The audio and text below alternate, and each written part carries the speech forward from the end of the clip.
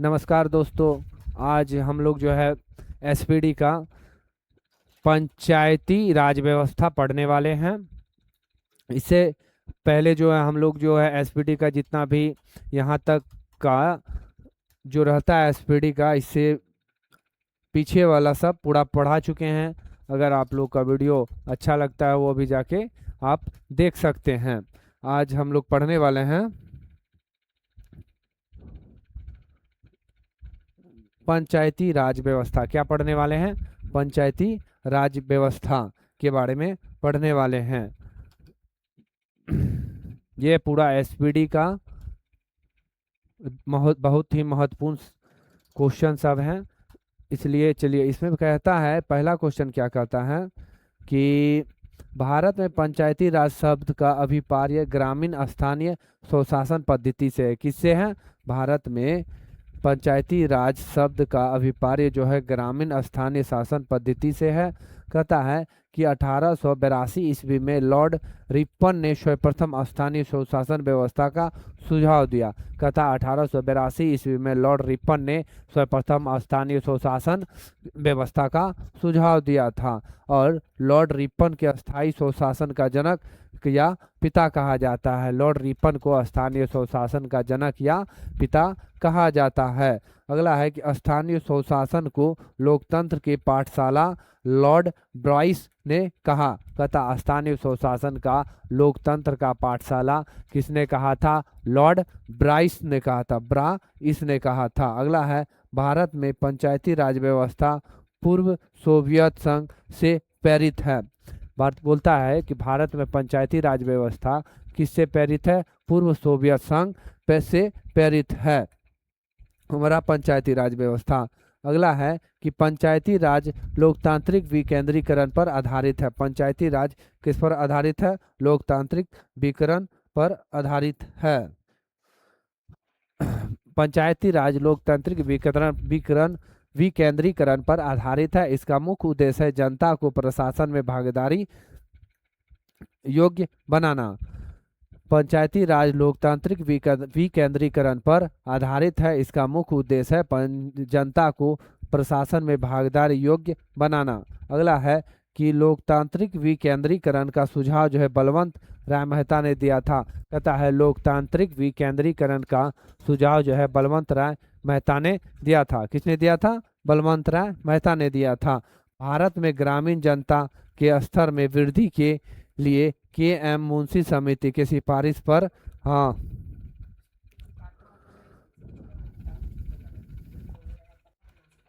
ठीक कहता है भारत में ग्रामीण जनता के स्तर पर वृद्धि के लिए के.एम. मुंशी समिति के सिफारिश पर 2 अक्टूबर 1952 ईस्वी को सामुदायिक विकास कार्यक्रम की शुरू किया गया था। क्या कहता है? भारत में ग्रामीण जनता के स्तर पर वृद्धि, क्या कहता है? वृद्धि के लिए के.एम. मुंशी समिति ने 2 अक्टूबर 1952 ईस्वी को सामुदायिक विकास कार्यक्रम शुरू किया था। सामुदायिक विकास कार्यक्रम शुरू किया था। अगला क्वेश्चन कहता है कि इस कार्यक्रम को मूल्यांकन के लिए इस कार्यक्रम के मूल्यांकन के लिए बलवंत राय मेहता समिति बनाई गई थी। कहता है इस कार्यक्रम के मूल्यांकन हेतु बलवंत राय मेहता समिति बनाई गई थी। कहता है बलवंत राय मेहता समिति भारत के पंचायती राज व्यवस्था एवं वास्तुकार कहा जाता है। बलवंत राय मेहता समिति को पंचायती राज व्यवस्था का वास्तुकार कहा जाता है। अगला क्वेश्चन कहता है भारतीय संविधान के नीति निर्देश तत्व अंतर्गत अनुच्छेद 40 के तहत ग्राम पंचायत के गठन हेतु प्रावधान उल्लेखनीय है। क्या है? उल्लेखनीय है। अगला क्वेश्चन कहता है कि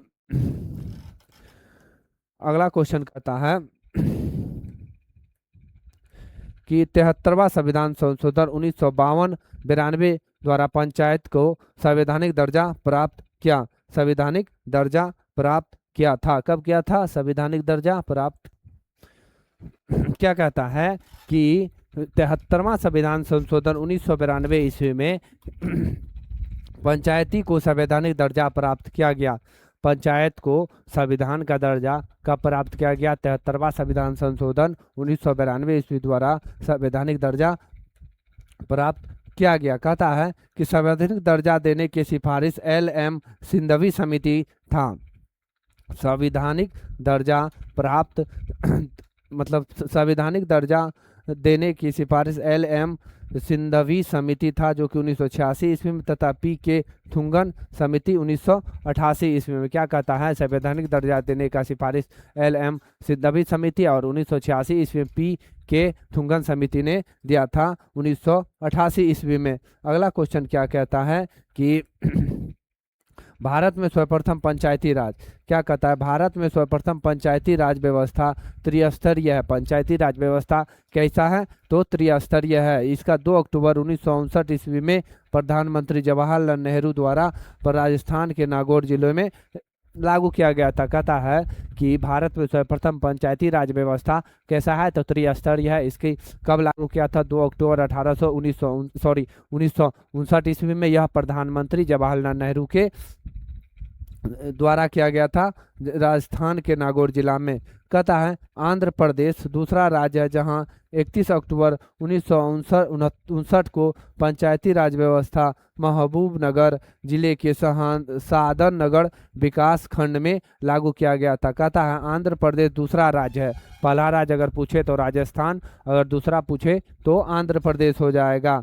कहता है 1959 ईस्वी के पंचायती राज व्यवस्था महबूबनगर जिले के सहादनपुर विकास खंड में लागू किया गया था। अगला क्वेश्चन कहता है कि 73वां, क्या कहता है कि 73वां संविधान संशोधन 1992 के द्वारा संविधान के भाग 9 के अंतर्गत अनुच्छेद 243 क से 9 तथा 11वीं अनुसूची के तहत पंचायती राज की व्यवस्था किया गया। क्या कहता है? 73वां संविधान संशोधन 1992 ईस्वी के द्वारा संविधान के भाग 9 के अंतर्गत अनुच्छेद 243 क से 9 तक 11वीं अनुसूची में शामिल किया गया। और अगला क्वेश्चन कहता है कि 11वीं अनुसूची में कुल 29 विषय हैं। 11वीं अनुसूची में कुल 29 विषय हैं। कार्य क्षेत्र का उल्लेख जिन पर पंचायतों का विधि बनाने का शक्ति प्रदान की गई है। कहता है 11वीं अनुसूची में 29 विषय हैं, कार्य और क्षेत्रों को उल्लेख और जिन पर पंचायत का विधि बनाने का शक्ति प्रदान है। अगला क्वेश्चन कहता है 73वां संविधान संशोधन अधिनियम पंचायती राज अधिनियम है, जो 24 अक्टूबर 1993 ईस्वी को पूरे देश में लागू किया गया था। इसलिए 24 अप्रैल को पंचायती राज दिवस मनाया जाता है। कहता है 73वां संविधान संशोधन 1993 ईस्वी को पूरे देश में पंचायती राज लागू किया गया था, इसलिए 24 अप्रैल को पंचायती राज दिवस मनाया जाता है। पंचायती राज दिवस मनाया जाता है। अगला है, क्या कहता है 73वां संविधान संशोधन के बाद पंचायत चुनाव कराने वाला पहला राज्य मध्य प्रदेश हो गया। 73वां संविधान संशोधन द्वारा पंचायत राज चुनाव कराने वाला पहला राज्य अगर पूछे तो मध्य प्रदेश हो गया। क्या बोलेंगे? मध्य प्रदेश। अगला क्वेश्चन है वर्तमान में भारत में पंचायती राज व्यवस्था की संरचना कैसी है? त्रिस्तरीय है। कहता है कि वर्तमान में भारत में पंचायती राज व्यवस्था की कैसी स्तरीय है? त्रिस्तरीय। कैसी है? त्रिस्तरीय हो जाएगी पंचायती राज व्यवस्था।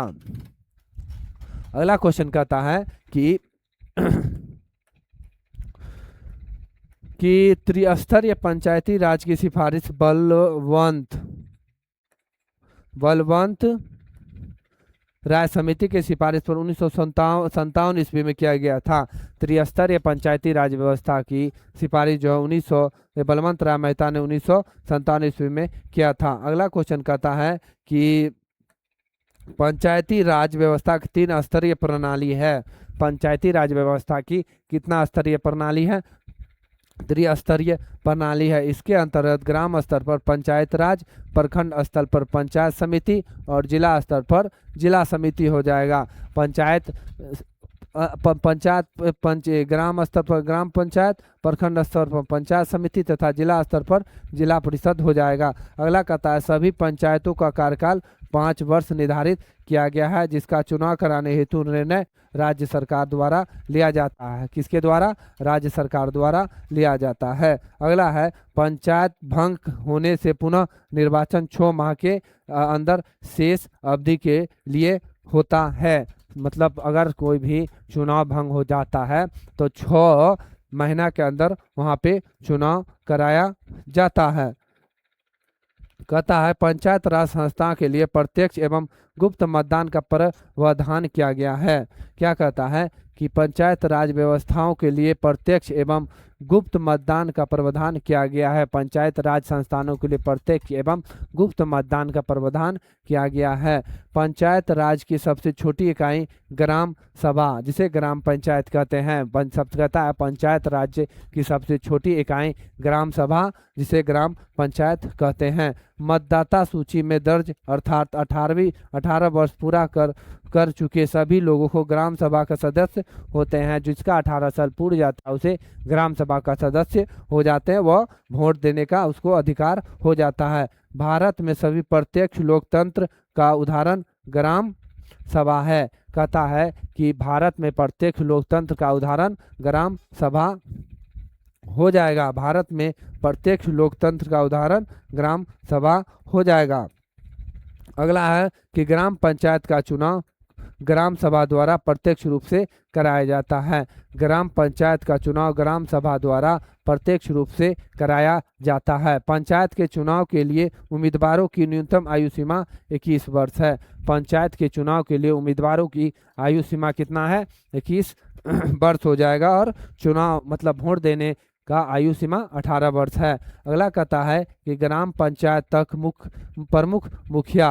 ग्राम पंचायत का प्रमुख कौन होता है? मुखिया। ग्राम पंचायत का प्रमुख कौन होता है? मुखिया। तथा सरकारी पदाधिकारी पंचायत सेवक होता है। तथा सरकारी पदाधिकारी पंचायत सेवक होता है। कहता है सरपंच को उसके कार्यकाल के 2 वर्ष बाद 2/3 बहुमत द्वारा हटाया जा सकता है। सरपंच को उसके कार्यकाल के 2 वर्ष बाद 2.3 बहुमत द्वारा हटाया जा सकता है। अगला कहता है कि सरपंच हेतु जमानत राशि 200 रुपया तय की गई है। सरपंच हेतु जमानत राशि 200 रुपया तय की गई है। और कहता है कि वेद मत, क्या कहता है? वेद मत का 1/6 भाग प्राप्त करने में असफल व्यक्ति को जमानत राशि जब्त की जाती है। कहता है वेद मत का 1.6 भाग प्राप्त करने में असफल व्यक्ति को जमानत राशि जब्त की जाती है। ग्राम पंचायत की आय का स्रोत मेला एवं बाजार कर है। कौन है? मेला एवं बाजार कर है। ग्राम पंचायत का आय का स्रोत मेला एवं बाजार कर है। पंचायत व्यवस्था के अंतर्गत 243 घ के तहत महिलाओं के लिए 1/3 मतलब 33% आरक्षण की व्यवस्था किया गया है। पंचायत राज में महिलाओं को कितना आरक्षण की व्यवस्था किया गया है? 33% आरक्षण की व्यवस्था किया गया है। अगला क्वेश्चन कहता है कि अगस्त 2009 ईस्वी में पंचायत राज में महिलाओं के लिए 50% आरक्षण की कैबिनेट ने मंजूरी प्रदान कर दी गई।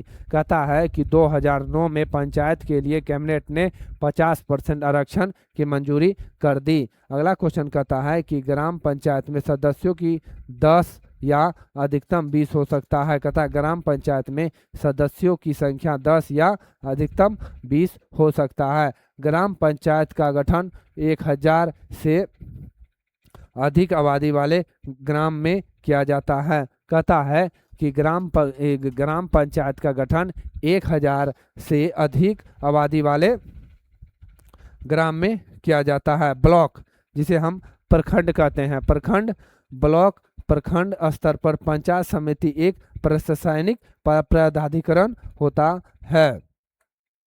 अगला है कि पंचायत समिति क्या कहता है कि पंचायत समिति ग्राम पंचायत एवं जिला के मध्य संपर्क स्थापित करता है। क्या कहता है? पंचायत समिति जो है ग्राम पंचायत एवं जिला के मध्य संपर्क स्थापित करता है। क्या करता है? पंचायत समिति ग्राम पंचायत एवं जिला के मध्य संपर्क स्थापित करता है। अगला क्वेश्चन कहता है कि पंचायत समिति के प्रमुख विभिन्न राज्यों में प्रमुख चेयरमैन प्रधान आदि कहलाता है। अगला क्वेश्चन कहता है कि पंचायत समिति का सचिव प्रखंड विकास अधिकारी होता है। पंचायत समिति क्या कहता है? पंचायत समिति का सचिव कौन होता है? प्रखंड विकास पदाधिकारी, बीडीओ को हम लोग कहते हैं। अगला है कि ब्लॉक और जिला स्तर पर अध्यक्षों का निर्वाचन अप्रत्यक्ष रूप से होता है। कहता ब्लॉक और जिला स्तर पर अध्यक्षों का निर्वाचन अप्रत्यक्ष रूप से होता है। किससे होता है? अप्रत्यक्ष रूप से होता है। कहता है ग्राम पंचायत के बैठक के लिए 1/3 सदस्यों की उपस्थिति होना अनिवार्य है। क्या कहता है? ग्राम पंचायत के बैठक के लिए 1/3 सदस्यों को उपस्थित होना अनिवार्य होता है। अगला क्वेश्चन, पंचायती राज की सबसे बड़ी संस्था जिला परिषद होता है। पंचायती राज की सबसे बड़ी संस्था कौन होता है? जिला परिषद होता है, जिसका चेयरमैन जिला अधिकारी होता है। जिला परिषद का कौन होता है? जिला अधिकारी होता है। अगला क्वेश्चन है कि जिला परिषद का मुख्य कार्यकाल समन्वय एवं पर्यवेक्षण है। क्या कहता है? कि जिला परिषद का मुख्य कार्यकाल समन्वय एवं पर्यवेक्षण है। स्थानीय सांसद एवं विधायिका क्या कहता है? स्थानीय सांसद एवं विधायिका जिला परिषद के पेदन सदस्य होते हैं। क्या कहता है? स्थानीय संसद एवं विधायिका जिला परिषद के पेदन सदस्य होते हैं। भारत में कलेक्टर पद का सृजन 1772 ईस्वी में वॉरेन हेस्टिंग्स द्वारा किया गया था। कहता है भारत में कलेक्टर पद का सृजन जो है 1772 ईस्वी में वॉरेन हेस्टिंग्स के द्वारा किया गया था। किसके द्वारा किया गया था? वॉरेन हेस्टिंग्स के द्वारा किया गया था। अगला है कि केंद्र सरकार में ग्रामीण विकास मंत्री पंचायत राज के विभिन्न अंगों की निगरानी करता है। केंद्र सरकार में ग्रामीण विकास मंत्री जो है राज्य के विभिन्न अंगों को निगरानी करता है। नागालैंड, मेघालय, मिजोरम तथा दिल्ली में पंचायती राज व्यवस्था नहीं है। नागालैंड, मेघालय और मिजोरम और दिल्ली में पंचायती राज व्यवस्था नहीं है। कहता है पंचायती राज संस्था अपने निधि हेतु सरकारी अनुदान पर निर्भर रहता है। कहता है कि पंचायती राज संस्था अपने निधि हेतु सरकारी अनुदान पर निर्भर रहता है।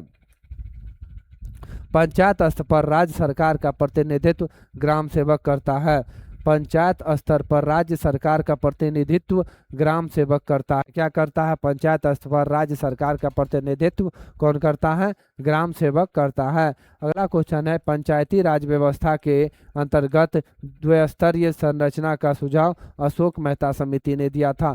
द्विस्तरीय का संरचना का सुझाव अशोक मेहता समिति ने दिया था 1977 ईस्वी में। कब दिया था? 1977 ईस्वी में। अगला क्वेश्चन कहता है द्विस्तरीय प्रणाली के अंतर्गत ग्राम स्तर पर मंडल पंचायत तथा जिला स्तर पर जिला परिषद शामिल है। क्या कहता है कि द्विस्तरीय प्रणाली के अंतर्गत ग्राम स्तर पर मंडल पंचायत तथा जिला स्तर पर जिला परिषद शामिल होता है। अगला क्वेश्चन कहता है पंचायती राज व्यवस्था के अंतर्गत टैक्स लगाने की सिफारिश अशोक मेहता समिति ने की थी। पंचायती राज व्यवस्था के अंतर्गत टैक्स लगाने की सिफारिश अशोक मेहता समिति ने किया था। किसने किया था? अशोक मेहता समिति ने किया था। अगला क्वेश्चन है कि 73वां संविधान संशोधन क्या कहता है? कि 73वां संविधान संशोधन कानून के अंतर्गत 20 लाख से अधिक जनसंख्या वाले प्रदेश पंचायती राज की त्रिस्तरीय प्रणाली तथा 20 लाख से कम आबादी वाले प्रदेश के द्विस्तरीय प्रणाली लागू करने की बात कही गई थी। 73वां संविधान संशोधन द्वारा क्या कहा गया था कि 20 लाख से अधिक आबादी वाले जनसंख्या वाले पंचायत राज त्रिस्तरीय होगा और 20 लाख से कम आबादी वाले जनसंख्या द्विस्तरीय होगा। अगला क्वेश्चन कहता है कि पंचायती राज व्यवस्था के अंतर्गत 4 स्तरीय संरचना के सुझाव पीवी के राव समिति ने दिया था। कि क्या था? पीवी के राव समिति ने दिया था 1985 ईस्वी में दिया था। कब दिया था? 1985 ईस्वी में। अगला क्वेश्चन है कि 4 स्तरीय संरचना के अंतर्गत ग्राम स्तर पर ग्राम सभा, क्या कहता है? 4 स्तरीय संरचना के अंतर्गत ग्राम स्तर पर ग्राम सभा, मंडल स्तर पर मंडल पंचायत और जिला स्तर पर जिला परिषद तथा राज्य स्तर पर राज्य विकास परिषद आती है। पश्चिम बंगाल ऐसा राज्य है जहां 4 स्तर पंचायती राज व्यवस्था है।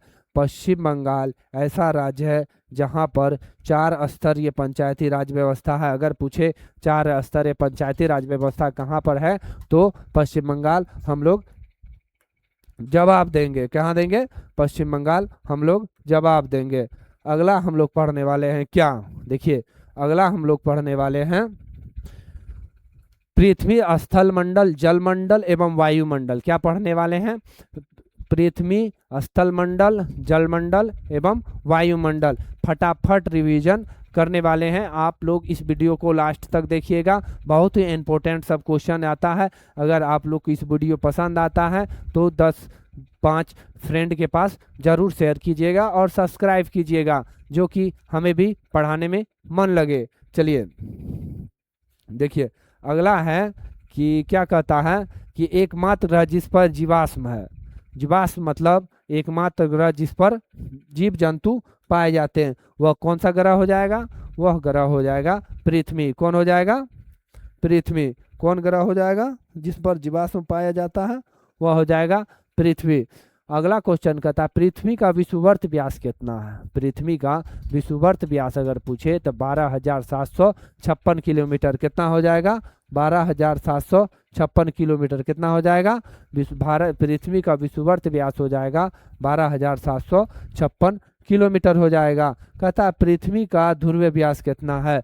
पृथ्वी का ध्रुवीय व्यास हो जाएगा 12,714 किलोमीटर। अगर विषुववर्त पूछे तो 12,756 किलोमीटर और ध्रुवीय पूछे तो 12,714 किलोमीटर। ध्रुवीय एवं विषुववर्त व्यास के अंतर कितना होता है? ध्रुव एवं विषुववर्त व्यास का अंतर 42 किलोमीटर होता है। ध्रुव और विषुववर्त व्यास का अंतर कितना होता है? 42 किलोमीटर होता है। कहता है पृथ्वी अपने अक्ष पर 23.5 डिग्री झुका है। कितना झुका है? पृथ्वी अपने अक्ष पर कितना झुका है? 23.5 डिग्री झुका है। अगला क्वेश्चन कहता है पृथ्वी गति करती है पश्चिम से पूरब। पृथ्वी जो है गति किसे करती है? पश्चिम से पूरब। पृथ्वी गति कैसे करती है? पश्चिम से पूरब। पृथ्वी का अक्ष पर घूमना क्या कहलाता है? घूर्णन या परिभ्रमण। पृथ्वी अपने अक्ष पर घूमना उसको क्या करता है? घूर्णन या परिभ्रमण कहा जाता है। दिन और रात होता है। क्या कहता है? दिन और रात होता है पृथ्वी के घूर्णन के कारण। दिन और रात किसके कारण होता है? पृथ्वी के घूर्णन के कारण। पृथ्वी का सूर्य के चारों ओर घूमना परिक्रमण कहलाता है। कहता है पृथ्वी को सूर्य के चारों ओर घूमना परिक्रमण कहलाता है। क्या कहलाता है? परिक्रमण कहलाता है। अगला क्वेश्चन है कि ऋतुओं परिवर्तन होता है परिक्रमण के कारण। ऋतु जो है परिवर्तन किसके कारण होता है? परिक्रमण के कारण। ऋतु परिवर्तन किसके कारण होता है? परिक्रमण के कारण होता है। पृथ्वी के सूर्य परिक्रमा में लगा समय 100 वर्ष कहता है। कहता है पृथ्वी को जो है सूर्य के परिक्रमा में लगा समय कितना, क्या कहता है? उसे सूर्य वर्ष कहते हैं। क्या कहते हैं? उसे सूर्य वर्ष कहते हैं। अंतरिक्ष में से देखने पर पृथ्वी दिखाई देता है नीला। कैसा दिखाई देता है? नीला दिखाई देता है। अंतरिक्ष से देखने पर पृथ्वी दिखाई देता है नीला। कहता है कि पृथ्वी अपने अक्ष पर एक चक्कर कितने समय में पूरा करता है? 23 घंटा 56 मिनट 4 सेकेंड। 23 घंटा 56 मिनट 4 सेकेंड में पूरा करता है। पृथ्वी को सूर्य के एक परिक्रमा करने में समय लगता है 365 दिन 6 घंटा लगभग। कितना लगता है? 365 दिन 6 घंटा लगभग लगता है। सर्वप्रथम पृथ्वी त्रिज्या मापी है, किसने मापी थी? सर्वप्रथम पृथ्वी की त्रिज्या मापी एरोस्thenes ने, किसने? एरोस्thenes ने सर्वप्रथम त्रिज्या मापी थी। अगला है कि पृथ्वी से चंद्रमा का भाग कितना परसेंट दिखता है? हम लोग के जो है पृथ्वी से जो हम चांद देखते हैं कितना परसेंट भाग दिखता है? 59% भाग दिखता है। आगे है कि पृथ्वी गोल है, कहा था पाइथागोरस ने। कहता है पृथ्वी गोल है, किसने कहा था? पाइथागोरस ने कहा था। पृथ्वी गोल है, किसने कहा था? पाइथागोरस ने कहा था। पृथ्वी तथा सूर्य के मध्य अधिकतम तथा न्यूनतम दूरी क्या कहलाता है? पृथ्वी तथा सूर्य के मध्य अधिकतम दूरी 4 जुलाई को होता है, जिसे अपसोर कहा जाता है। क्या कहा जाता है? अपसोर। पृथ्वी के मध्य अधिकतम तथा न्यूनतम दूरी 3 जनवरी को होता है, जिसे उपसोर कहा जाता है। अगर पूरे 4 जुलाई को अधिक दूर रहता है और 3 जनवरी को उपसौर कहा जाता है, जो सबसे समीप होता है। उपसौरिक एवं अपसौरिक के मिलाने वाली काल्पनिक रेखा कहलाती है एप साइड रेखा। क्या कहलाता है? एप साइड रेखा कहा जाता है। कौन सा कहा जाता है? एप साइड रेखा कहा जाता है। पृथ्वी के अपेक्षा चंद्रमा पर द्रव्यमान 1/81 है। कितना है? 1/81 हो जाएगा। पृथ्वी पर सबसे बड़ा हिमखंड कौन हो जाएगा? अंटार्कटिका। पृथ्वी पर सबसे बड़ा हिमखंड अगर पूछे तो कौन हो जाएगा? अंटार्कटिका। पृथ्वी पर सबसे बड़ा हिमखंड कौन हो जाएगा? अंटार्कटिका। पृथ्वी का सुरक्षा बल्ब कहा जाता है ज्वालामुखी के। पृथ्वी का सुरक्षा बल्ब किसे कहा जाता है? ज्वालामुखी के। कहता है कि पृथ्वी पर सबसे लंबा दिन 21 जून को होता है उत्तरी गोलार्ध में। पृथ्वी पर सबसे लंबा दिन अगर पूछे उत्तरी गोलार्ध में कब होता है तो 21 जून का होता है। कब होता है? 21 जून का होता है। अगला क्वेश्चन है कि 22 दिसंबर को दक्षिण गोलार्ध में, 22 दिसंबर में दक्षिण गोलार्ध में सबसे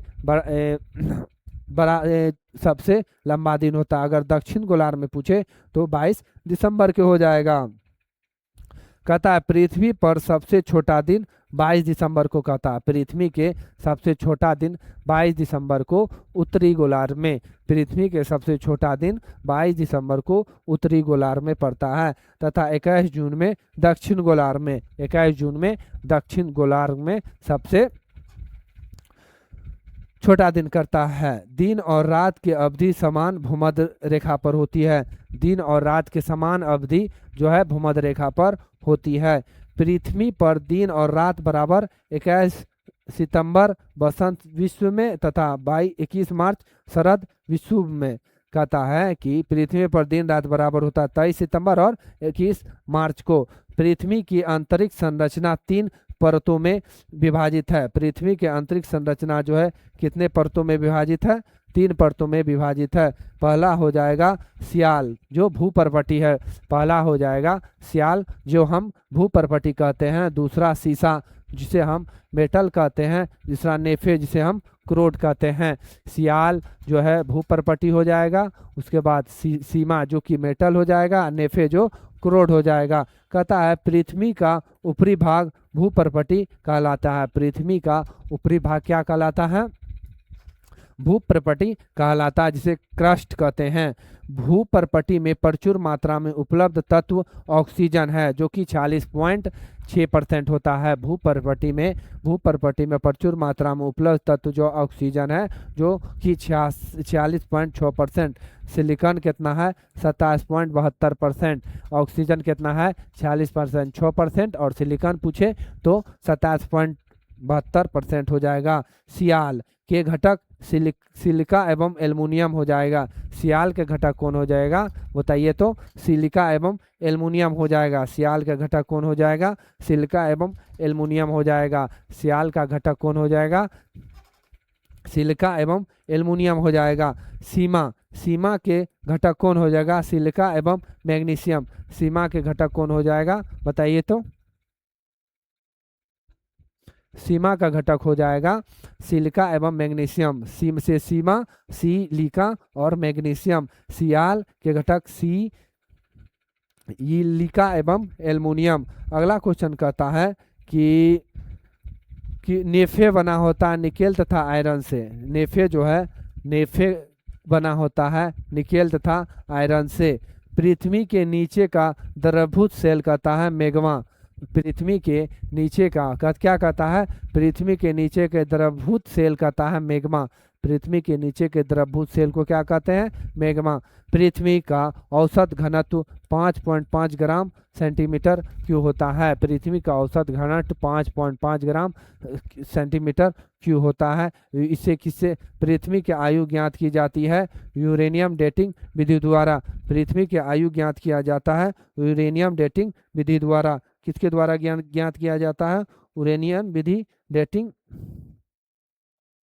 द्वारा आयु ज्ञात किया जाता है। अगला क्वेश्चन है कि जैव मंडल पर ऊर्जा का मूल स्रोत क्या है? सूर्य। कहता है जैव मंडल पर ऊर्जा का मूल स्रोत हो जाएगा सूर्य। कहता है पृथ्वी के ताप को बनाए रखने के लिए उत्तरदायित्व है CO2 एवं जल वाष्प। पृथ्वी के कहता है पृथ्वी के ताप को बनाए रखने के लिए उत्तरदायित्व होता है CO2 एवं जल वाष्प। क्या होता है? CO2 एवं जल वाष्प। अगला है कि पृथ्वी के संपूर्ण ग्रह परत कहलाता है लिथोस्फीयर। लिथोस्फीयर। पृथ्वी के संपूर्ण बाहरा वाला जो परत है उसे क्या कहते हैं? लिथोस्फीयर कहा जाता है। लिथोस्फीयर कहा जाता है। अगला है कि ग्रह परत का ऊपरी भाग स्टेनोस्फीयर कहा जाता है। जो कि बाहर निकल जाता है उसे स्टेनोस्फीयर कहा जाता है। बाहर वाला परत को क्या कहते हैं? स्टेनोस्फीयर कहा जाता है। पृथ्वी पर जल का भाग 71% और स्थल का भाग 29% है। पृथ्वी पर जल का भाग 71% और स्थल का भाग 29% है। जल राशि का स्वच्छ जल भाग 2.5% है।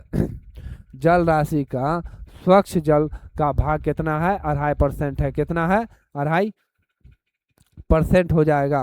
अगला क्वेश्चन कहता है कि पृथ्वी पर अधिकतम ऊंचाई माउंट एवरेस्ट हो जाएगा। क्या हो जाएगा? माउंट एवरेस्ट हो जाएगा। पृथ्वी पर अधिकतम ऊंचाई हो जाएगा माउंट एवरेस्ट। कहता है पृथ्वी पर अधिकतम गहराई मेरियाना गर्त हो जाएगा। क्या हो जाएगा? मेरियाना गर्त हो जाएगा। पृथ्वी पर सबसे अधिकतम गहराई मेरियाना गर्त हो जाएगा। महासागरों का औसत ऊंचाई कितना है? 4000 मीटर। क्या कहता है? महासागरों का औसत ऊंचाई कितना हो जाएगा? बताइए तो आप लोग। 4000 मीटर। महासागरों का औसत ऊंचाई कितना हो जाएगा? 4000 मीटर। सौर विकिरण का पृथ्वी पर पहुंचना 51%। सौर विकिरण का जो है पृथ्वी पर पहुंचता है 51%। लवणता व्यक्त किया जा सकता है प्रति 1000 में। पता है लवणता जो व्यक्त किया जाता है किसमें व्यक्त किया जाता है? प्रति 1000 में व्यक्त किया जाता है। समुद्री जल के औसत लवणता 35% है। समुद्री क्या कहता है कि लवणता व्यक्त किया जाता है प्रति 1000 में। किसमें व्यक्त किया जाता है? लवणता प्रति 1000 में व्यक्त किया जाता है।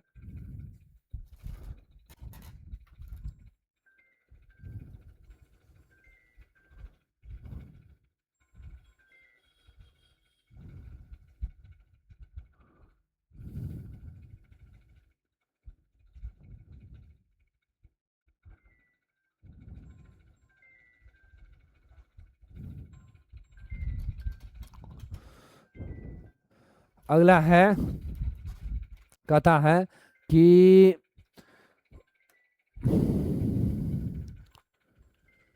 समुद्र जल का औसत लवणता कितना है? समुद्र जल का अगर औसत लवणता पूछे तो 35 प्रति 1000। क्या हो जाएगा? 35 प्रति 1000 हो जाएगा। क्या हो जाएगा? 35 प्रति 1000 हो जाएगा समुद्र जल की औसत लवणता। कहता है कि समुद्र जल में पाया जाता है सोडियम क्लोराइड। कहता है समुद्र जल में क्या पाया जाता है, सोडियम क्लोराइड पाया जाता है समुद्र जल में। अगला है सर्वाधिक लवणता वान झील में तुर्की में 330%। कितना है, अधिकतम लवणता वान झील तुर्की में 330% होता है। समान खारे पानी वाला स्थानों को मिलाने वाला खींची गई रेखा कहलाती है आइसो हेलाइन रेखा। क्या कहलाता है, आइसो हेलाइन रेखा कहलाता है। हेलो, हाँ यही है। हाँ हाँ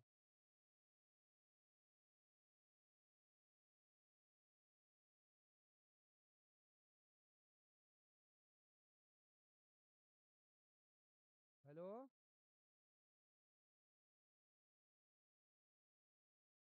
केकरो गाड़ी ना है, तो ले ले चल जा टोटो ओटो वाला आते ओकरे बैठा के रोनिया छोड़ देवे 10-20 टका लेते। सिकंदर भैया जितेन भैया केकरो गाड़ी ना है, ले ले चल जे कैसो ने फिर पप्पा गोसियते टोटो उठो में बैठा के तैयार होकर रहते बैठते टोटो उठो अते के रोनिया छोड़ 10 टका लेते छोड़ देते। घरे देखा ना घरे होते, पूछा मम्मी से चल जी ने फिर गोसियते पप्पा।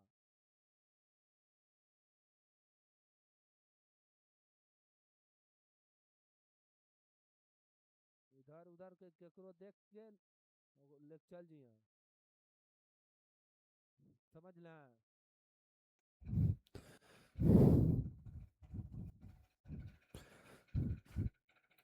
क्या, चलिए बताइए।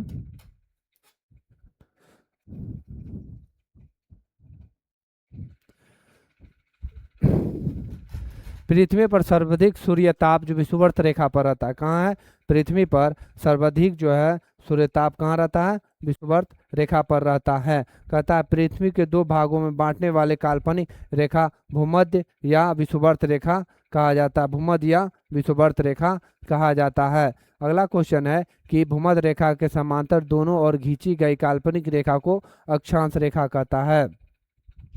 क्या कहता है, भूमध्य रेखा के समांतर दोनों ओर खींची गई काल्पनिक रेखा को अक्षांश रेखा कहा जाता है। पृथ्वी के उत्तरी एवं दक्षिण ध्रुव के मिलाने वाले काल्पनिक रेखा देशांतर रेखा हो जाएगा। कहता है पृथ्वी के उत्तरी एवं दक्षिण ध्रुवों को मिलाने वाला रेखा क्या कहलाता है, काल्पनिक रेखा मतलब सॉरी देशांतर रेखा कहलाता है। पृथ्वी के उत्तरी एवं दक्षिण ध्रुवों को मिलाने वाला रेखा देशांतर रेखा कहा जाता है। अक्षांश एवं अक्षांश रेखाओं की कुल संख्या कितना है, अक्षांश रेखा की कुल संख्या पूछे तो कितना हो जाएगा, बताइए तो आप लोग कि अक्षांश रेखा की कुल संख्या कितना हो जाएगा, 180 हो जाएगा। कितना हो जाएगा, अक्षांश रेखा की कुल संख्या 180 हो जाएगा। कहता है 23.5 डिग्री उत्तरी अक्षांश रेखा कर्क रेखा कहलाता है। 23.5 डिग्री उत्तरी अक्षांश रेखा कर्क रेखा कहलाता है। 23.5 डिग्री दक्षिण अक्षांश को मकर रेखा कहा जाता है और 66.5 डिग्री उत्तरी अक्षांश को आर्कटिक वृत्त कहा जाता है। क्या कहा जाता है, 66.5 डिग्री उत्तरी अक्षांश को आर्कटिक वृत्त कहा जाता है और 66.5 डिग्री दक्षिणी अक्षांश को अंटार्कटिक वृत्त कहा जाता है। क्या कहता है, 66.5 डिग्री दक्षिणी अक्षांश को अंटार्कटिका कहा जाता है। पृथ्वी 1 घंटे में घूमती है 15 डिग्री देशांतर। पृथ्वी जो है 1 घंटा में कितना घूमता है, 15 डिग्री देशांतर 1 घंटा में घूमता है। अगला क्वेश्चन कहता है कि एक देशांतर बराबर होता है 4 मिनट। एक देशांतर बराबर कितना होता है, 4 मिनट। एक देशांतर बराबर कितना होता है, 4 मिनट। अश्व और अक्षांश कहलाता है 30 डिग्री से लेकर 35 डिग्री उत्तरी एवं दक्षिण अक्षांशों के मध्य स्थित पेटियां। कहता है अश्व अक्षांश कहलाता है 30 डिग्री एवं 35 डिग्री उत्तरी तथा दक्षिण अक्षांशों के मध्य स्थित पेटियां। कहता है कि जीरो देशांतर, क्या कहता है, 0 डिग्री देशांतर रेखा जो कि लंदन के ग्रीनविच स्थान से गुजरती है कहलाती है प्रधान माध्यम रेखा। कहता है कि 0 डिग्री देशांतर रेखा जो लंदन के ग्रीनविच स्थान से गुजरता है कहलाता है प्रधान माध्यम रेखा। 180 डिग्री देशांतर रेखा कहलाता है अंतर्राष्ट्रीय। एक का क्या कहता है कि अगला क्वेश्चन है कि 180 डिग्री देशांतर रेखा कहलाता है अंतर्राष्ट्रीय तिथि रेखा। निर्धारण जो है 1884 ईस्वी में वाशिंगटन में हुआ था। क्या कहता है कि 180 देशांतर रेखा क्या कहलाता है, अंतर्राष्ट्रीय तिथि रेखा। इसका निर्धारण 1884 ईस्वी में वाशिंगटन में हुआ था। क्या हुआ था, 180 डिग्री देशांतर रेखा कहलाता है अंतर्राष्ट्रीय तिथि रेखा। निर्धारण जो है 1884 ईस्वी में हुआ था। अंतर्राष्ट्रीय तिथि रेखा खींची जाती है प्रशांत महासागर से होकर। अंतर्राष्ट्रीय तिथि रेखा खींची जाती है प्रशांत महासागर से होकर। कहता 82.5 डिग्री पूर्वी देशांतर रेखा कहलाती है भारतीय मानक समय रेखा। क्या कहलाता है, 82.5 डिग्री पूर्वी देशांतर रेखा कहलाती है भारतीय मानक समय। अगर पूछे भारतीय मानक समय क्या है, कौन सी रेखा है, 82.5 डिग्री पूर्वी देशांतर रेखा कहा जाता है। दो अक्षांशों के मध्य दूरी कहलाता है 111 किलोमीटर। दो अक्षांशों का मध्य दूरी क्या कहलाता है, 111 किलोमीटर। दो देशांतरों के बीच सर्वाधिक दूरी विषुववृत्त रेखा पर होती है जो कि 111.32 किलोमीटर है। कितना है, 111.32 किलोमीटर है। अगला क्वेश्चन है, दो देशांतर रेखाओं के बीच की दूरी गोर कहते हैं। क्या कहता है, दो देशांतर रेखा के बीच की दूरी को हम क्या कहते हैं, गोर कहते हैं, गोरे कहते हैं। 0 अक्षांश तथा 0 देशांतर अवस्थित है अटलांटिक महासागर अंध्र महासागर में। 0 अक्षांश एवं 0 देशांतर अवस्थित है अटलांटिक महासागर में। कहता है पृथ्वी पर वायु एवं गैस से फैलाव वायुमंडल कहता है। पृथ्वी पर वायु तथा गैस से फैलाव वायुमंडल कहता है। वायुमंडल में जल वाष्प की मात्रा 0 से 4% है। कहता वायुमंडल में जल की मात्रा 0 से 4% है। वायुदाब, क्या कहता है कि वायुदाब जो है समांतर दिशाओं में समुद्र तल पर पारे के 76 सेंटीमीटर या 760 सेंटीमीटर ऊंची स्तंभ द्वारा पड़ने वाला दाब है। वायुदाब क्या कहता है कि सामान्य दशाओं में समुद्र तल पर पारे के 76 सेंटीमीटर या 760 मिलीमीटर ऊंचे स्तंभ द्वारा पड़ने वाला एक दाब है। वायुमंडलीय दाब मापा जाता है बैरोमीटर से। वायुमंडलीय दाब किसे मापा जाता है, बैरोमीटर से। अगला है कि वायुमंडलीय दाब की इकाई होती है बार। क्या होती है, वायुमंडलीय दाब की इकाई बार होती है। अगला है कि क्या कहता है, एक बार बराबर होता है 10/5 न्यूटन न्यूटन मीटर स्क्वायर। क्या होता है, एक बार बराबर होता है 10/5 न्यूटन मीटर स्क्वायर। बैरोमीटर पाठ्यांक जब एकाएक नीचे गिरता है तो संभावना होती है आंधी तूफान की। क्या संभावना होती है, आंधी तूफान की। बैरोमीटर पाठ्यक्रम जब धीरे धीरे ऊपर चढ़ता है तो संभावना होती है दिन साफ होने की। क्या संभावना होती है, दिन साफ होने की। बैरोमीटर पाठ्यक्रम जब धीरे धीरे नीचे गिरता है तो संभावना होती है वर्षा होने की। क्या होती है, बैरोमीटर पाठ्यक्रम जब धीरे धीरे नीचे गिरता है तो संभावना होती है वर्षा होने की। क्या होती है, वर्षा होने की संभावना होती है। अगला क्वेश्चन है कि क्या कहता है कि वायुमंडल में जल की उपस्थिति कहलाती है आर्द्रता। वायुमंडल में जल की उपस्थिति क्या कहलाता है, आर्द्रता कहा जाता है। वायुमंडल के आर्द्रता मापक यंत्र हाइग्रोमीटर है। वायुमंडल के आर्द्रता मापक यंत्र कौन हो जाएगा, वायुमंडल के आर्द्रता मापक यंत्र हो जाएगा हाइग्रोमीटर। वायु क्या है, गैसों का मिश्रण है। वायु क्या है, तो गैसों का मिश्रण है जो नाइट्रोजन 78% हो जाएगा, ऑक्सीजन 21% हो जाएगा तथा कार्बन 0.03% हो जाएगा। अगला क्वेश्चन कहता है कि वायुमंडल में विद्यमान अक्रिय गैस आर्गन है। वायुमंडल में विद्यमान अक्रिय गैस हो जाएगा आर्गन। वातावरण तथा जैव मंडल के बीच का संबंध क्या कहलाता है? पारिस्थितिकी। वातावरण तथा जैव मंडल के बीच का संबंध क्या कहलाता है? पारिस्थितिकी। अगला क्वेश्चन कहता है कि वायुमंडल को बांटा गया है 5 परतों में। वायुमंडल को कितना परतों में बांटा गया है? तो 5 परतों में बांटा गया है। कितना परतों में बांटा गया है? 5 परतों में बांटा गया है। वायुमंडल की सबसे निचली परत होता है क्षोभ मंडल। वायुमंडल के सबसे निचली परत को अगर पूछे तो उसे कहते हैं क्षोभ मंडल। सभी मौसमी घटनाएं घटती है क्षोभ मंडल में। अगर पूछे सभी मौसमी घटनाएं कहाँ घटती है तो क्षोभ मंडल में। वायुमंडल का सर्वाधिक घनत्व क्षोभ मंडल है। वायुमंडल का सर्वाधिक घनत्व पूछे तो क्षोभ मंडल है। क्षोभ मंडल में प्रति 165 मीटर तथा 1 किलोमीटर की ऊंचाई पर जाने पर ताप घटता है क्रमशः 1 डिग्री तथा 6.4 डिग्री।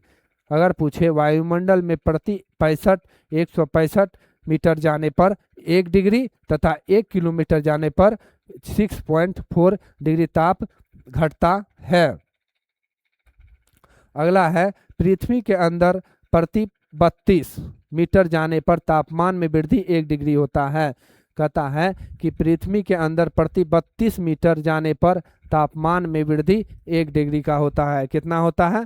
तापमान में वृद्धि 1 डिग्री का होता है। कहता है कि क्षोभ मंडल की मोटाई वृद्धि ग्रीष्म ऋतु में होता है। क्षोभ मंडल में जो है मोटाई किस ऋतु में होता है? ग्रीष्म ऋतु में होता है। वायुयान उड़ते हैं समताप मंडल में। अगर पूछे कि हम लोग का वायुयान कहाँ उड़ते हैं तो समताप मंडल में उड़ते हैं। कहता है ओजोन परत पृथ्वी के सुरक्षा कवच पाए जाते हैं समताप मंडल स्ट्रेटोस्फीयर में। कहाँ? स्ट्रेटोस्फीयर में। अगला है कि सूर्य से आने वाले परावैंगनिक किरणों को अवशोषित करता है। क्या कहता है कि सूर्य से आने वाला परावैंगनिक किरणों को अवशोषित करता है ओजोन परत। क्या कौन करता है? ओजोन परत गैस। ओजोन परत की मोटाई मापने के लिए किसका प्रयोग किया जाता है? डॉप्सन इकाई का प्रयोग किया जाता है। ओजोन परत को मापने के लिए किसका प्रयोग किया जाता है? डॉप्सन इकाई को प्रयोग किया जाता है। ओजोन परत की नष्ट या क्षरण करने वाली गैस हो जाएगा CFC क्लोरोफ्लोरोकार्बन। ओजोन परत को नष्ट करने या क्या बोलता है? क्षरण करने वाला CFC हो जाएगा। कहता उल्का से संबंधित घटनाएं होती है मध्य मंडल में। उल्का से संबंधित घटना कहाँ होती है? मध्य मंडल में। रेडियो तथा संचार संबंधित है आयन मंडल से। अगर पूछे रेडियो तथा संचार संबंधित है आयन मंडल से। किससे है? रेडियो तथा संचार संबंधित है आयन मंडल से। वायुमंडल की सबसे ऊपरी परत को वही मंडल कहते हैं। वायुमंडल के सबसे ऊपरी परत को वही मंडल कहा जाता है। कहता है green house gas CO2 CFC CH4 NO2 होता है। ग्रीन हाउस गैस जो है CO2 CFC CH4 NO2 होता है। भारत की जलवायु उष्णकटिबंधीय मानसूनी है। भारत की जलवायु कैसी है? उष्णकटिबंधीय मानसूनी है। कैसी है? उष्णकटिबंध मानसूनी है। अगला क्वेश्चन कहता है कि मानसून सबसे पहले आता है केरल राज्य में। मानसून जो है सबसे पहले आता है केरल राज्य में जून के प्रथम सप्ताह में। केरल राज्य में जून के प्रथम सप्ताह में मानसून आता है। अगला क्वेश्चन हो जाएगा कि भारत में अधिकांश सर्वाधिक वर्षा होती है दक्षिण पश्चिम मानसून से। कहता है भारत में अधिकांश सर्वाधिक वर्षा होती है दक्षिण पश्चिम मानसून से। भारत में कहता है भारत में अधिकांश वर्षा जो है किसके कारण होती है? दक्षिण पश्चिम मानसून के कारण होती है। तमिलनाडु के तटों पर या कोरोमंडल के तट पर वर्षा होती है उत्तरी पूर्वी मानसून या लौटती मानसून के कारण जाड़े के दिनों में। कहता है तमिलनाडु के तटों पर या कोरोमंडल के तट पर वर्षा होती है उत्तरी पूर्वी मानसून या लौटती मानसून के कारण, जिसे जाड़े के दिन में। भारत की औसतन राष्ट्रीय वर्षा 110 सेंटीमीटर है। भारत की औसतन वर्षा जो है कितना है? 110 सेंटीमीटर है। अगला क्वेश्चन कहता है कि पछुआ हवाओं से होती है चक्रवर्ती वर्षा। क्या कहता है? पछुआ हवाओं से होती है चक्रवर्ती वर्षा होती है पछुआ हवा से। अगला क्वेश्चन कहता है पछुआ हवा कहलाती है गरजता चालीसा। क्या कहलाता है? पछुआ हवा कहलाता है। गरजता चालीसा कहलाता है। परखंड पचासा और चीखती साँड़ कहलाता है। फेरल का नियम संबंधित है पवनों की दिशा से। कहता है फेरल का नियम संबंधित है पवनों की दिशा से। विषुववर्त रेखाएं निम्न वायु दाब की पेटी कहलाती है। शांत कटिबंध या डोलड्रम क्या कहलाती है? शांत कटिबंध या डोलड्रम कहलाती है। अगला है, हम लोग भारत के पर्वत के बारे में पढ़ेंगे। किसके बारे में पढ़ने वाले हैं? भारत के पर्वत, द्वीप और मैदान और जलवायु और नदियां। किसके बारे में पढ़ने वाले हैं? भारत के पर्वत और द्वीप और जलवायु और नदियां के बारे में पढ़ने